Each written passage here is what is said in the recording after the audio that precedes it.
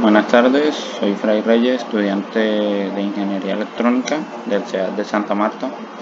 Estoy actualmente viendo el curso de Estructura Molecular, pertenezco al grupo 3 y estamos en la fase 4, Evaluación y Acreditación. Los objetivos para el presente trabajo es abordar todos los temas que se han desarrollado durante el curso de Estructura Molecular, los cuales son de vital importancia para nuestro desarrollo profesional. En este momento voy a abordar los temas de enlaces covalentes y enlaces iónicos, pero primero vamos a definir qué es un enlace químico. Un enlace químico es la fuerza que une o enlaza a dos átomos. Estos pueden ser iguales o distintos, los cuales podemos clasificar en tres grupos de enlaces, que son enlaces iónicos, enlaces covalentes y enlaces metálicos. Básicamente, un enlace químico se produce por el resultado del movimiento de los electrones que tienen los átomos en su último nivel energético o nivel de valencia, que es el nivel más externo. Un enlace químico es la fuerza que une a dos átomos en una sección electrónica. Esto quiere decir que un átomo cede un electrón a otro, y esto sucede cuando se unen un elemento que es electropositivo y uno electropositivo. Básicamente es una atracción electrostática entre iones positivos y iones negativos. Mientras más grande sea esta diferencia de electronegatividad de los elementos que conforman el enlace iónico, este va a ser más fuerte. Se considera que un enlace iónico tiene una diferencia de electronegatividad mayor de 1.7, ya es considerado enlace iónico. Los enlaces iónicos existe una transferencia total de electrones de un átomo a otro.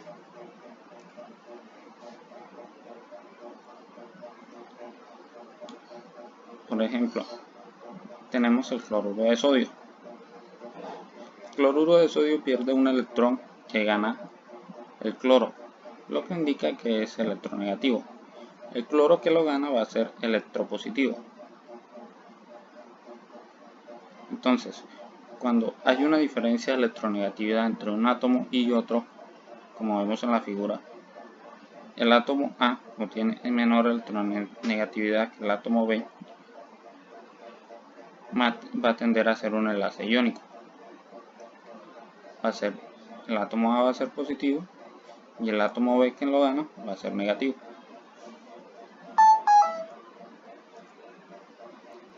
Ahora trataremos los enlaces covalentes. Primero, su definición. Es la fuerza que une a dos o más átomos mediante la compartición de un electrón por cada átomo, los cuales de estos tipos de enlaces se pueden encontrar dos subtipos: enlace covalente polar y enlace covalente apolar. Básicamente en el enlace covalente básicamente se comparten los electrones, ninguno se los cede a otro. Tenemos el enlace covalente polar. Es aquel donde la diferencia de electronegatividad de los átomos que los componen van desde 0 a 1.7 sin considerarse el 0. Son asimétricos. Tienen un momento dipolar, donde se concentra la mayor densidad electrónica. Son solubles en agua y otros solventes polares, como ejemplo el formaldehído, CH2O. Como vemos en la figura, las líneas blancas, o la parte blanca, carece de electrones, pero aquí donde vemos rojo, verde y violeta es donde está la mayor concentración de electrones.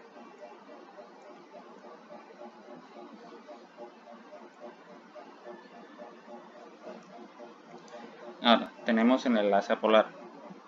No presentan un momento dipolar,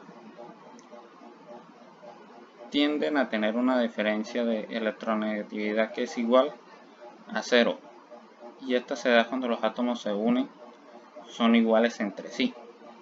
¿Qué quiere decir esto? Que generalmente se unen dos átomos de hidrógeno o pueden ser dos átomos de nitrógeno. Son solubles en agua en solventes apolares, como por ejemplo lo es el hexano. Aquí en la figura tenemos una molécula de nitrógeno. Como vimos en la anterior figura, tenemos que la parte blanca carece de electrones, pero ya en la parte morada, por así decirlo, hay mayor posibilidad de encontrar los electrones. No hay una mayor densidad de electrones. Aquí tenemos un mapa mental de cómo se relacionan los enlaces iónicos y enlaces covalentes, donde nos dice que un enlace químico es la unión que existe entre dos o más átomos para formar una molécula. De esto tratamos dos tipos de enlace: el enlace iónico, que es un enlace donde se pueden ser transferidos los electrones de un átomo a otro, lo que resulta en la formación de iones positivos y iones negativos, los cuales se dan básicamente en los grupos 1A, 2A, 3A, son los que pierden electrones y se convierten en cation, y en el grupo 5A, 6A y 7A, que ganan electrones y se convierten en anión. Básicamente se da entre metales que ceden electrones y no metales que captan el electrón. Las características de los enlaces iónicos tienen como característica permanecer en estado sólido a temperatura ambiente. Siempre tienen una estructura básicamente cristalina o transparente, como en el caso de la sal, que es cristalina. El punto de ebullición y fusión es alto. Son fuertes y dependen totalmente de los iones. Son solubles en agua o en otras sustancias acuosas. Son malos conductores, excepto cuando están sumergidos en agua o en otra sustancia. En cambio, los enlaces covalentes es la unión de dos átomos que no son metálicos y tienen valores electronegativos idénticos. La gran mayoría de las sustancias forman enlaces covalentes, como ejemplo el agua o el metano. Una de las características es que son solubles en agua. Es unión de dos pares de electrones que no son metales. Se da una pequeña electronegatividad entre los átomos. Están formados por no metales, más no metales. Son blandos en estado sólido. Cada par de electrones es atraído por el núcleo de los dos átomos que conforman el enlace. Estos enlaces se clasifican de acuerdo a la cantidad de enlaces. Puede ser enlace simple, un enlace doble o enlace triple. La electronegatividad clasifica los enlaces covalentes tanto en apolar como en polar. En polar es la unión de dos átomos con la misma electronegatividad, pero en apolar es la unión de átomos con diferente electronegatividad menor a 1.7. Recordemos que los enlaces iónicos la electronegatividad es mayor de 1.7. Ahora, la polaridad en los enlaces y la electronegatividad. Entonces, cuando hay una distribución asimétrica de la nube electrónica de los enlaces en torno a los dos átomos que se forma el enlace, esa es la polaridad. A ella depende de la electronegatividad, que es la capacidad que tiene un átomo para atraer electrones cuando forma un enlace. Tenemos que en el enlace iónico una diferencia de alta electronegatividad cuando se forma un enlace. Se considera enlace iónico cuando la diferencia de electronegatividad es mayor a 1.7. Es un enlace con un alto carácter iónico. Por su parte tenemos los enlaces covalentes, definidos por el enlace covalente polar, que se producen en los átomos de un mismo elemento, por lo que tienen igual electronegatividad y atrae con igual fuerza los electrones. del enlace, por ejemplo el flúor, donde su electronegatividad es 4. Son dos elementos de flúor, 4 menos la electronegatividad de otro daría 0. Pero tenemos en este caso los enlaces covalentes apolar, que se producen entre átomos diferentes, en donde uno de los átomos atrae con mayor fuerza a los electrones del enlace